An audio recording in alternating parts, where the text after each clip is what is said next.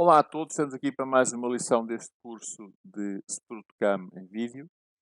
O tópico para a lição de hoje vai ser a maquinação 4 eixos.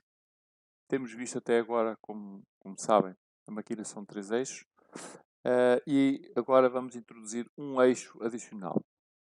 Este eixo adicional, portanto, complica um pouco, efetivamente, as coisas, introduz novas possibilidades. E pode ter várias configurações de máquina. Portanto, vamos ver aqui no nosso exemplo, para vos passar também algumas possibilidades e passar algumas ideias daquilo que é possível. Vamos recorrer a exemplos que o SprutCam já tem instalado com a instalação standard do programa.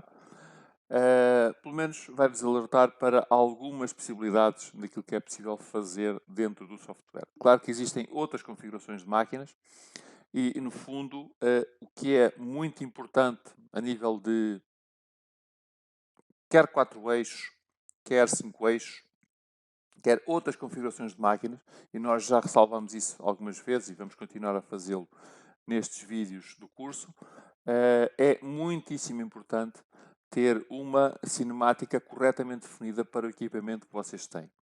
Portanto, isso vai-vos permitir pós-processar um fecheiro sem qualquer problemas no vosso equipamento, sem colisões, sem erros. Portanto, é fundamental.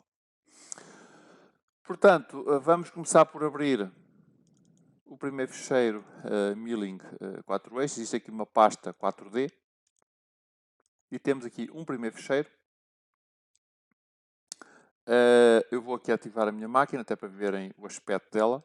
Portanto, este equipamento de 4 eixos tem aqui uma bucha rotativa, portanto, tem os 3 eixos normais na mesa e no cabeçote, e tem depois uma bucha rotativa. Existem configurações em que, de facto, a mesa é rotativa em vez de ter a rotação aqui, portanto, depende muito do tipo de equipamento.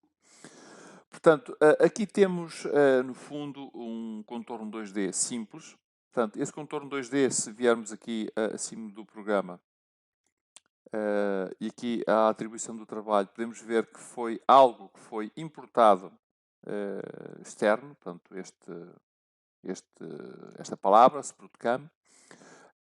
O que acontece é que depois, quando temos uma máquina com esta cinemática definida, depois, obviamente, aqui com mais alguns parâmetros definidos, conseguimos que a máquina respeite a cinemática que tem disponível para criar automaticamente o percurso em 4 eixos, neste caso.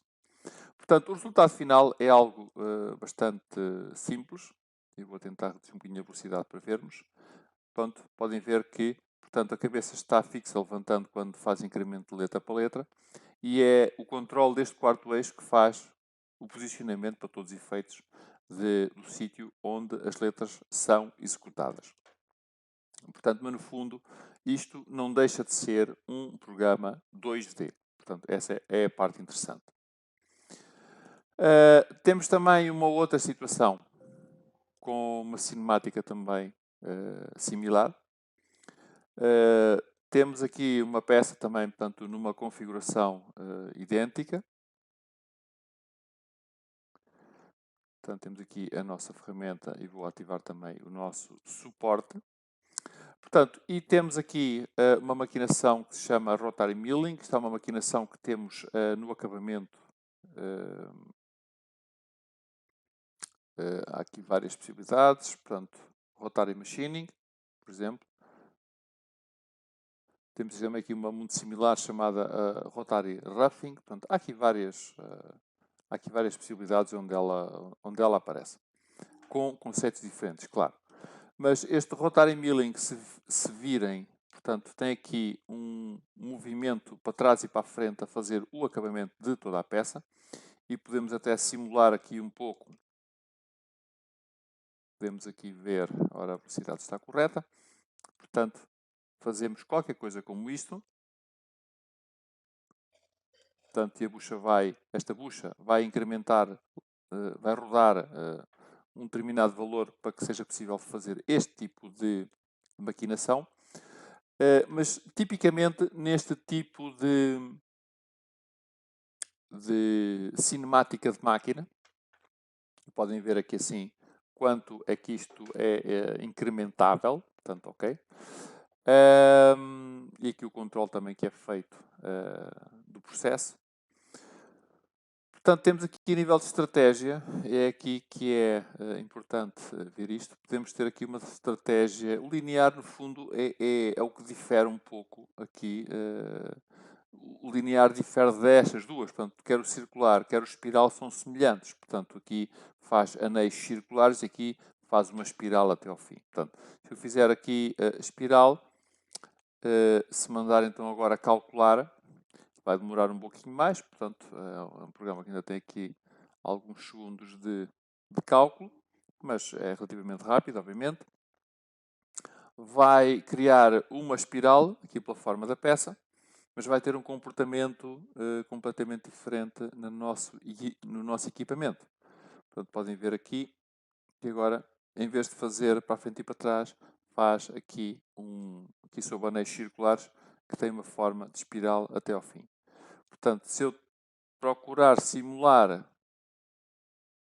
esta peça, vou chegar um bocadinho para trás, o comportamento, podem ver que agora a bucha está continuamente a rodar, porque é uma espiral, pronto, e faz este tipo de maquinação. Portanto, é uma questão de facto de hardware, de preferência também. A outra parte importante neste segundo programa, novamente, um bocadinho semelhante ao anterior, portanto, que era uma gravação 2D. Neste aqui é um contorno 2D, quando fazemos o cálculo, basicamente ele vai, aqui obviamente com algumas definições que são feitas daquilo que nós pretendemos, portanto, das linhas. Portanto, o comportamento depois do equipamento, para todos os efeitos, é automaticamente adicionado. Portanto, isto, no fundo, acaba por ter um comportamento bastante simples, porque faz simplesmente uma passagem deste género, em que a bucha roda o necessário para passar nos sítios corretos. Portanto, e assim é feita a definição destes castelos. Podem ser vistos aqui, portanto, mas aplicamos um percurso de maquinação 2D a uma peça que é maquinada em 4 eixos. Portanto, que é um conceito de facto interessante. Depois temos aqui o que chamamos aqui Screw 1, portanto, no fundo é a maquinação de um parafuso. Portanto, isto tem aqui também algumas nuances. No entanto, aqui a cinemática da máquina é a mesma, portanto, tem aqui uma bucha rotativa. Podem ver aqui, portanto, existem dois programas calculados, portanto, existe aqui um desbaste em rotação e uma maquinação em rotação. Eles existem, efetivamente, quando vamos aqui a roughing, temos aqui um rotary roughing e no acabamento também temos aqui um rotary machining, portanto um para desbaste, outro para acabamento, mas no fundo não deixa de ser o mesmo tipo de conceito.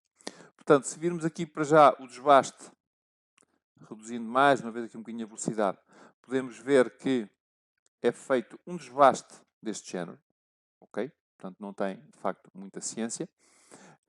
Podemos alterar a direção disto, como é óbvio, portanto, todos os parâmetros têm a ver com avanços, com incrementos, portanto, são coisas que vocês já perceberam há muito, portanto, não são parâmetros complicados. No fundo, o parâmetro importante aqui e diferenciador é, de facto, a forma da trajetória, que pode deixar de ser circular ou espiral, portanto, mais uma vez, são coisas muito idênticas, para ser linear, o que vai mudar radicalmente a maneira como o programa é apresentado na máquina. Portanto, se tentarmos agora passar o programa, podem ver que está completamente diferente daquilo que estava a ser feito há pouco. Estava na direção perpendicular. Do mesmo modo, portanto, mas com outro objetivo, claro, o acabamento por rotação também, vou mandar calcular, faz uma coisa muito idêntica, não é? Portanto, se virmos aqui, desligando aqui algumas opções para tornar isto mais simples, podem ver que este acabamento é feito a seguir a forma da peça, a forma natural da peça. Portanto, é uma maneira de acabar isto. E podem ver que a ferramenta está sempre na sua posição standard. Portanto, todo o quarto eixo é controlado pelo movimento desta bucha. Portanto, quando eu faço este acabamento, portanto, ele é feito qualquer coisa com este aspecto. Portanto, sempre a seguir a forma natural daquilo que estamos a procurar maquinar.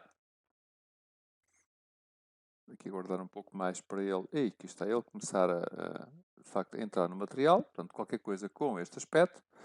Mas nós podemos, mais uma vez, controlar e modificar aqui um bocadinho este tipo de acabamento. Por exemplo, introduzindo aqui uma trajetória linear. Claro, depois podemos também mexer aqui um bocadinho com estes incrementos, esta coisa toda. Portanto, seria mais uma variável a introduzir aqui nesta maquinação. E agora, isto já tem uma forma completamente diferente. Podemos também procurar simular, como podem ver. Ok, vamos tirar aqui. Portanto, vai abrir isto deste modo, o que julgo que é bastante mais agressivo para a ferramenta e para a própria peça, portanto, para a fixação da peça, para tudo isso. Portanto, mas para vos mostrar que existe também esta possibilidade. Continuando, temos aqui um outro parafuso. Portanto, no fundo, é um pouco semelhante a isto que vimos. Portanto, a forma aqui um bocadinho diferente. Portanto, o nosso desbaste aqui semelhante àquilo que já vimos anteriormente.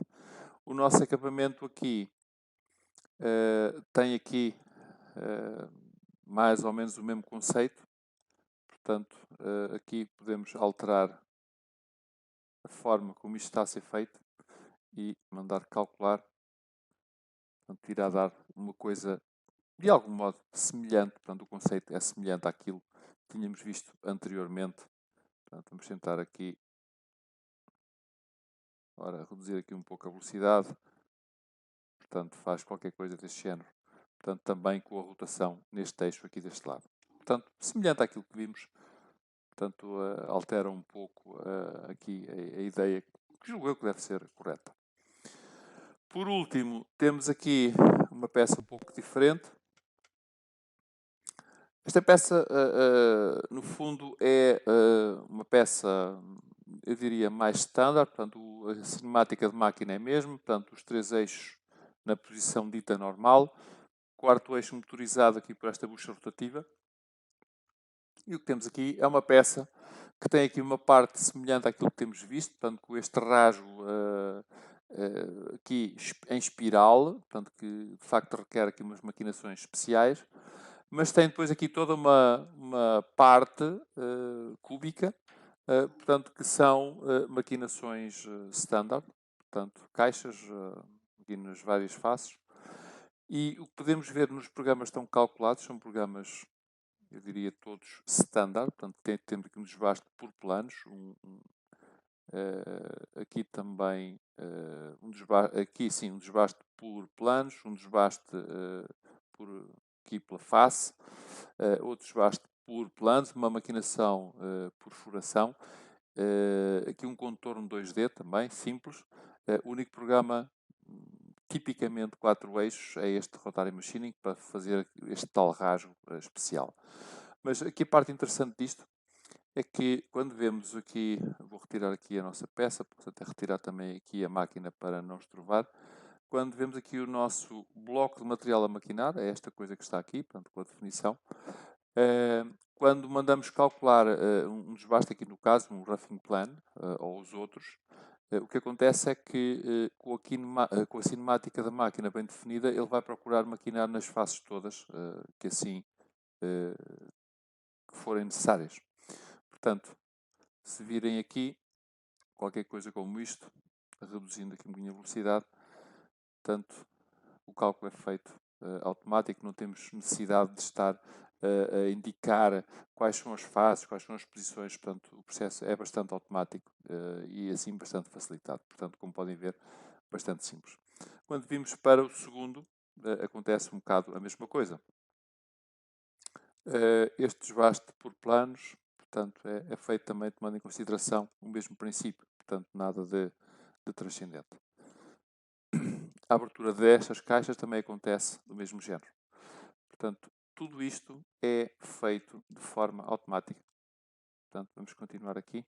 Portanto, por exemplo, a abertura destas caixas, estamos agora a ver, acontece também com a definição automática das zonas a maquinar. Portanto, obviamente podemos definir aqui áreas específicas, mas depois este controle sobre o quarto eixo é feito pelo sistema. De seguida vai-nos mostrar aqui a maquinação, cá está ela por furação, e estes próprios furos, também este controle do quarto eixo é feito de forma automática. Claro que pode ou não ser possível encontrar de forma mais ou menos automática os centros dos furos. De qualquer maneira, se por qualquer motivo esses não forem encontrados, podemos dar, obviamente, as coordenadas e ele vai encontrar rapidamente essas furações. Portanto, este será o único percurso de maquinação tipicamente 4 eixos. Portanto, este está aqui agora a decorrer. Portanto, em que fará alguma coisa semelhante àquilo que vimos nas peças anteriores. Pronto, mas basicamente é este tipo de operação que podemos obter. Portanto, porque a nível de parâmetros para estes percursos de maquinação, portanto, os parâmetros são iguais a tudo o resto que temos visto anteriormente. No fundo, são programas de maquinação 3 eixos, em que o sistema controla a aplicação do quarto eixo pela cinemática definida.